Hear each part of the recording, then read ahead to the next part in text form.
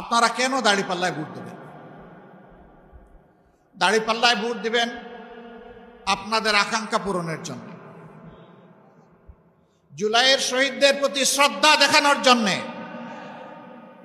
জুলাইয়ের যোদ্ধাদের সম্মান জানানোর জন্যে, তাদের যে অ্যাসপিরেশন বা আকাঙ্ক্ষা ছিল ওটা বাস্তবায়নের জন্যে, আমার মায়ের জন্য, বোনের জন্য, মেয়ের জন্য নিরাপদ বাংলাদেশ গড়ে তোলার জন্যে, ব্যবসায়ীদেরকে চাঁদার জ্বালা থেকে মুক্তি দেওয়ার জন্যে, সিন্ডিকেট এবং চাঁদাবাজের কারণে 18 কোটি মানুষ অস্বাভাবিক দ্রব্যমূল্যের জাতাকলে পিষ্ট সেই মানুষগুলোকে মুক্তি দেওয়ার জন্যে, সমাজে সকলের জন্য সমান এবং ন্যায় বিচার নিশ্চিত করার জন্য।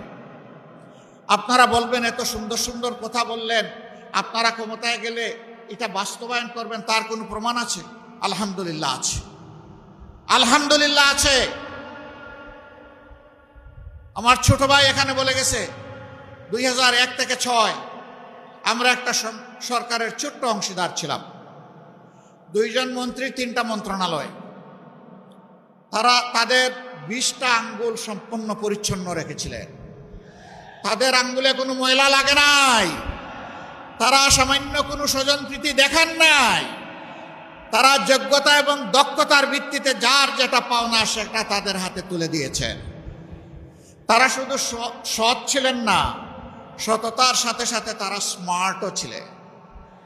তাদের মন্ত্রণালয়গুলো বদ্ধ কারখানা খুলে দিয়েছিল, কৃষিতে জীবন ফিরিয়ে এনেছিল, সমাজসেবায় বিপ্লব তৈরি করেছিল, কিন্তু তাদের গায়ে কেউ সামান্য স্পট লাগাতে পারে নাই।